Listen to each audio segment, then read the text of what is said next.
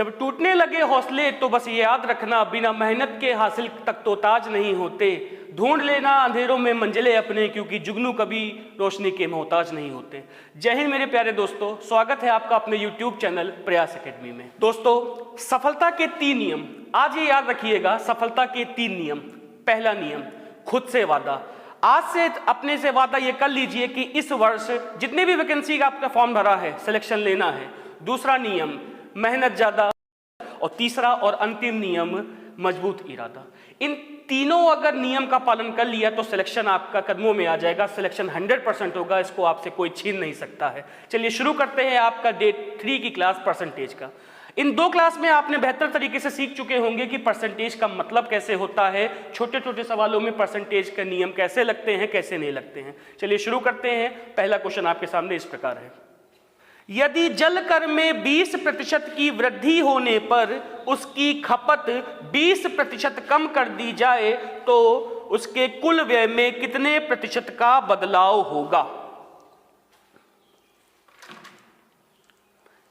चलिए दोस्तों, आइए देखते हैं इस सवाल को कैसे किया जा सकता है। अच्छा देखिए, पहली बात तो 20% की बात हुई है। इस प्रश्न में 20% की बात हुई है। 20% का अगर भिन्न रूप देखा जाए, फ्रैक्शन रूप देखा जाए तो क्या होता है? 1/5 होता है कि नहीं होता है? पहली क्लास में बताया था। अच्छा, पहले क्वेश्चन में कह रहा है जल कर में कितने % की वृद्धि या कमी हो रही है? 20% की वृद्धि हो रही है। अच्छा, हमने बताया था नीचे वाली वैल्यू होती है मूल वैल्यू होती है और ऊपर वाली वैल्यू होती है जिस % की बात हो रही है। अच्छा, वृद्धि हो रही है मतलब 5 से बढ़ा 1 तो कितना हो गया? 6 हो गया। 20% बढ़ा है मतलब 5 से 1 बढ़ा है, 6 हो गया है। और उसके खपत में 20% की कमी होती है। भैया 20% की कमी हो रही है मतलब 5 में 1 की कमी हो रही है, मतलब 5 से कम होके कितना हो गया है? 4 हो गया है। ये पहले था जल कर में कम होके इतना हो गया। बताइए, अच्छा 5 गुणे 5 कितना हो जाएगा? 25 हो जाएगा। और 6 गुणे 4 कितना हो जाएगा? 24 हो जाएगा। मतलब पहले था 25, अब हो गया है 24। तो बताओ बच्चा कितना कम हुआ है? कितना बदलाव दिख रहा है? 1 की कमी दिख रही है। 1 की कमी दिख रही है। पर 1 की कमी दिख रही है, हमको प्रतिशत बताना है। 1 की कमी दिख रही है, किस पे कमी दिख रही है? 25 पे दिख रही है। और परसेंटेज निकालने के लिए क्या करेंगे बच्चों? 100 से गुणा कर देंगे।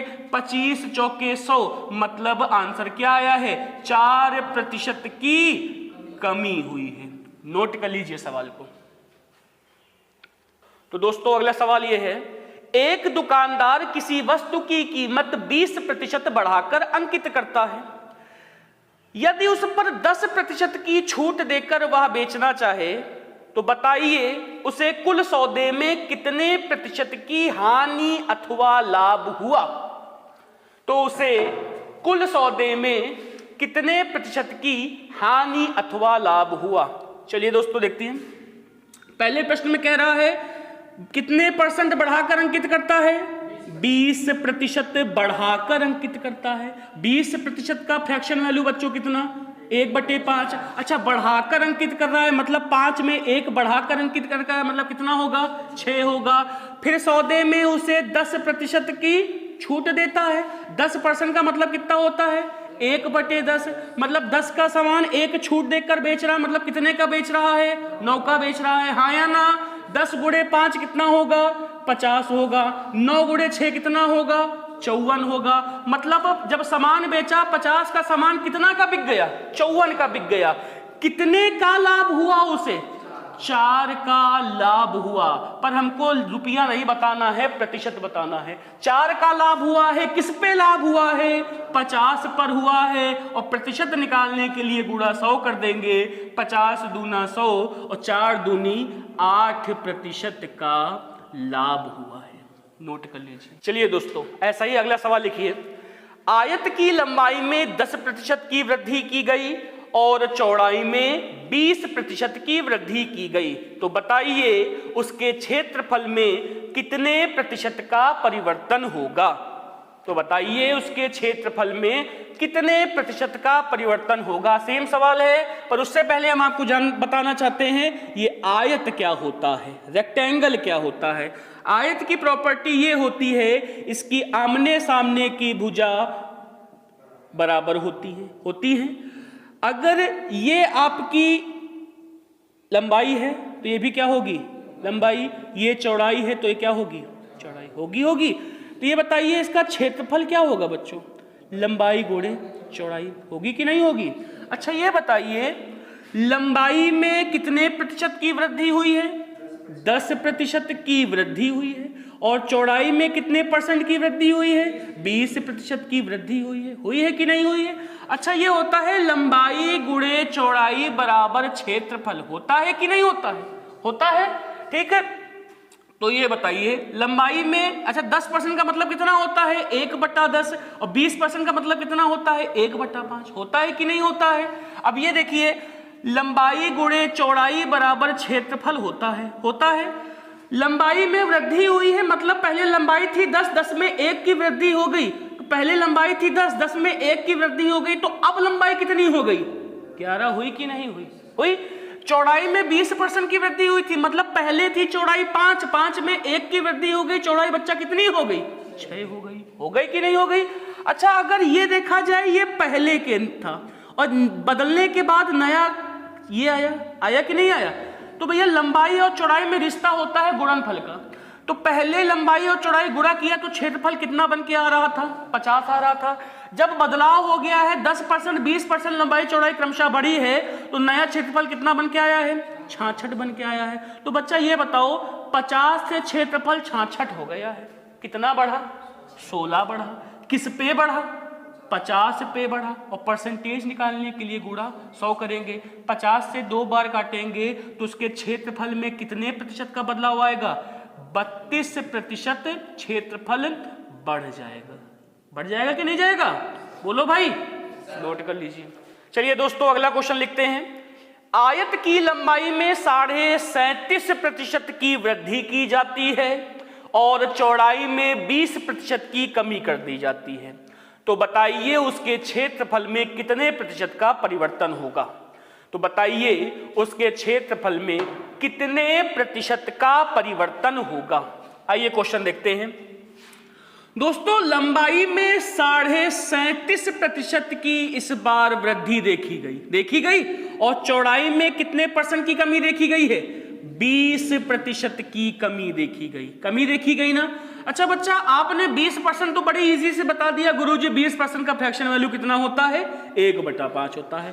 पर अगर 37.5% को भी भिन्न रूप में बदलिए, हमने एक पूरा चार्ट बताया था, चार्ट में हमने 37.5 का अगर याद होगा तो इजीली हो जाएगा, नहीं याद होगा तो निकालना सीख लो भाई।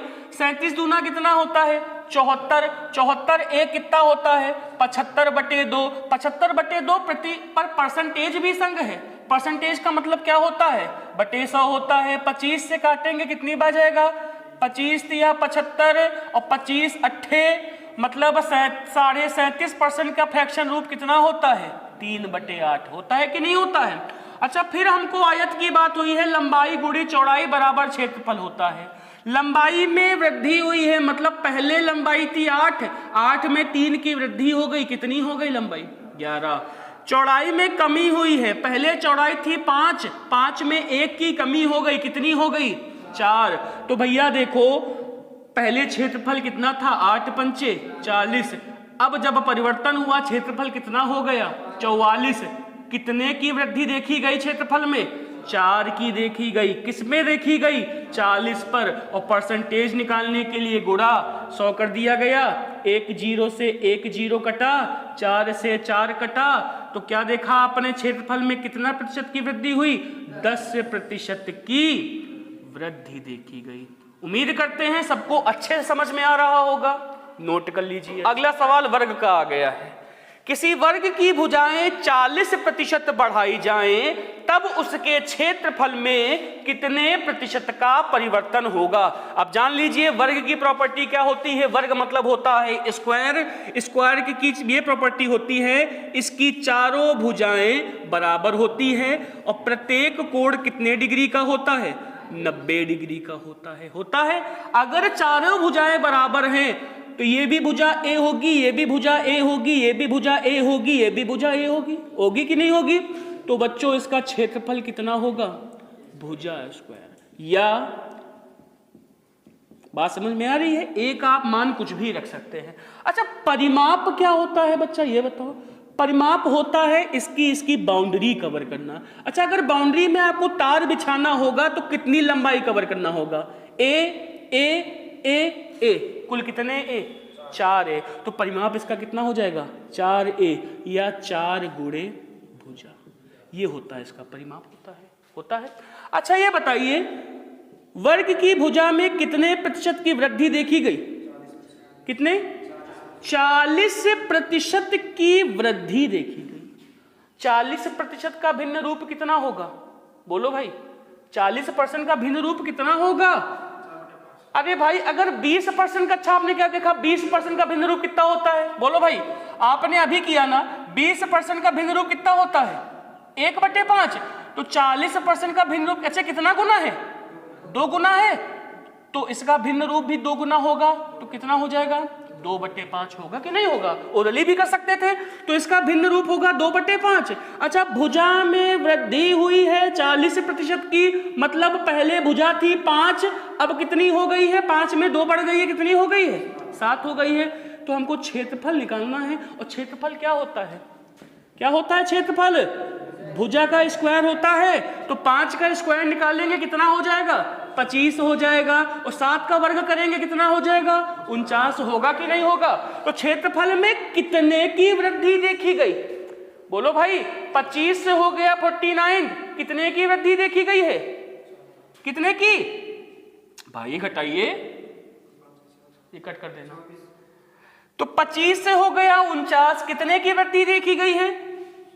24 की वृद्धि देखी गई है। किस पे देखी गई है? 25 पे वृद्धि देखी गई है। और परसेंटेज निकालने के लिए क्या करेंगे? गुणे 100 करेंगे। 25 चौके 100 होगा कि नहीं होगा? और 24 गुणे 4 कितना हो जाएगा? 4 चौक 16, हासिला 1, 4 दूनी 8, 1 9। तो 96% की वृद्धि होगी। ये है सवाल। बात समझ में आई? भाई वर्ग है, वर्ग की भुजा का स्क्वायर ही आपका क्षेत्रफल होता है। 40% की वृद्धि हुई है, मतलब 5 में 2 बढ़ा है, 5 से हो गई भुजा 7। अगर जब 5 थी तो क्षेत्रफल कितना होता? 25। 7 था तो क्षेत्रफल कितना होता? 49। 25 से हो गया 49, तो क्षेत्रफल में कितने की वृद्धि देखी गई? 24 की देखी गई। किसमें देखी गई? 25 में देखी गई। और परसेंटेज निकालने के लिए क्या करेंगे? गुणा 100 कर देंगे। तो कितने प्रतिशत का बदलाव आपने देखा? 96% का बदलाव देखा। उम्मीद करते होंगे अच्छे से दिल तक की मेरी बात पहुंच रही होगी। नोट कर लीजिए। चलिए दोस्तों, अगले सवाल पर बढ़ते हैं। अनुज का वेतन 500 रुपए था, गरीब है, कम कमाता है। अनुज का वेतन 500 रुपए था। पहले महीने उसके वेतन में 10% की वृद्धि देखी गई, और नेक्स्ट मंथ, अगले महीने में उसके वेतन में 10% की कमी देखी गई। तो बताइए अब उसका वेतन कितना रुपया होगा? तो बताइए अब उसके वेतन कितना रुपया होगा? चलो भाई बताओ, क्या होना चाहिए आंसर? कितना होगा? जल्दी बताइए। वही टाइप है, नया क्वेश्चन नहीं है, बस हाँ अब मान दे दिया गया है, वैल्यू दे दी गई है। कोशिश करिए भाई।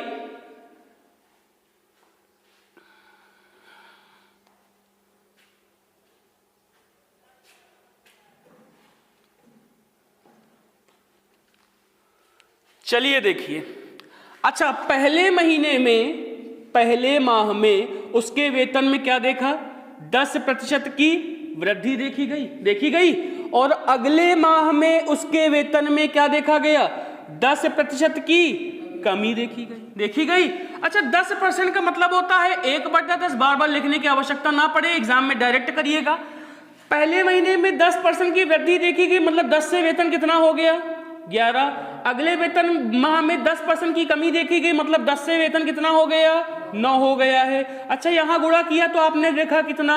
100। यहां गुणा किया तो 11 कितना हो जाएगा? 99। ये आंसर नहीं होता है, ये होती है यूनिट। अच्छा, ये देखा गया जब कोई बदलाव नहीं था तो शुरू में ये यूनिट आया, जब बदलाव हो गया तो बाद में ये यूनिट आया कि नहीं आया?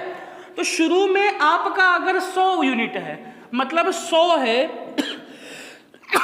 और शुरू में उसका वेतन कितना था? 500 रुपया था। 500 रुपया था था कि नहीं था? शुरू में इकाई है 100 और रुपया किसके बराबर है? 500 के बराबर है। अगर 100 बराबर 500 तो 1 बराबर कितना? 5 रुपया। 1 बराबर 5 रुपया है। हमको क्या बताना है? वृद्धि और कमी होने के बाद वेतन कितना हो जाएगा? कितना था यूनिट? कितना हो जाता है? 99 हो जाता है। अगर 1 का मान 5 तो 99 का मान कितना? 99 कोड़े 5 मतलब कितना? 495 रुपए हो जाएगा। इस सवाल का उत्तर है, हाँ या ना? नोट कर लीजिए। चलिए दोस्तों अगला क्वेश्चन लिखते हैं। दीपक के वेतन में 20% की कमी की गई, फिर कुछ समय बाद वेतन में 20% की वृद्धि की गई। यदि दीपक का नया वेतन पुराने वाले वेतन से 400 रुपया कम है तो दीपक का मूल वेतन ज्ञात कीजिए। तो दीपक का मूल वेतन ज्ञात कीजिए। देखो रिकॉर्डिंग हो रही है, लिप आ रहा है ना? बैटरी तो नहीं कम है? एक बार लिप कर रहा है। हाँ चलो देखते हैं। अच्छा देखिए, दीपक का वेतन में पहली बार 20% की कमी देखी गई कि वृद्धि देखी गई? बोलो भाई। 20% पहले कम हो रहा है, फिर 20% बढ़ रहा है। बढ़ रहा है कि नहीं बढ़ रहा है? 20% का मतलब होता है 1/5। पहले कमी देखी गई, 5 से हो गया 4, फिर वृद्धि देखी गई, 5 से हो गया 6।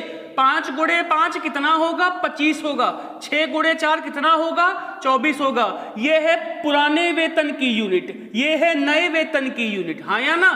ये बताओ, नया वेतन पुराने वेतन से यहां कितना कम दिख रहा है? 1 यूनिट कम दिख रहा है। 1 यूनिट कम दिख रहा है कि नहीं कम दिख रहा है? और रुपया में कितना कम दिख रहा है? 400 रुपया कम दिख रहा है। अगर 1 यूनिट बराबर 400, हमको मूल वेतन बताना है, स्टार्टिंग वाला वेतन बताना है। तो शुरुआत में वेतन कितना यूनिट था? 25 था। अगर 1 यूनिट का मान 400 तो 25 यूनिट का मान कितना? 25 गुणे 400। 25 चौके 100, डबल 0 ये, तो उत्तर कितना आ जाएगा? 10,000 रुपए। मतलब शुरुआत में दीपक भैया का वेतन कितना रुपया था? 10,000 रुपया था। समझ में आ गया है? नोट कर लीजिए अच्छे से।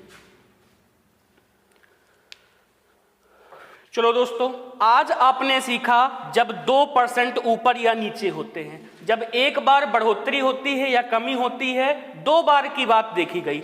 कल के दिन में हम ये देखेंगे जब 3 बार होगा। जनसंख्या देखेंगे, किसी नगर की जनसंख्या 3 वर्ष में, पहले वर्ष में इतना बढ़ती है, अगले वर्ष में इतना घटती है, फिर अगले वर्ष में इतना बढ़ती है, तब कैसे क्या करेंगे। चलिए कल की वीडियो देखने के लिए इंतजार करिए और सब्सक्राइब करिए हमारे चैनल को, प्रयास एकेडमी। आपके सहयोग के बिना हम सब कुछ नहीं है, तो प्लीज सपोर्ट करिए और चैनल को सब्सक्राइब करिए और वीडियो को अगर अच्छी लगे तो लाइक करिए। धन्यवाद। जय हिंद।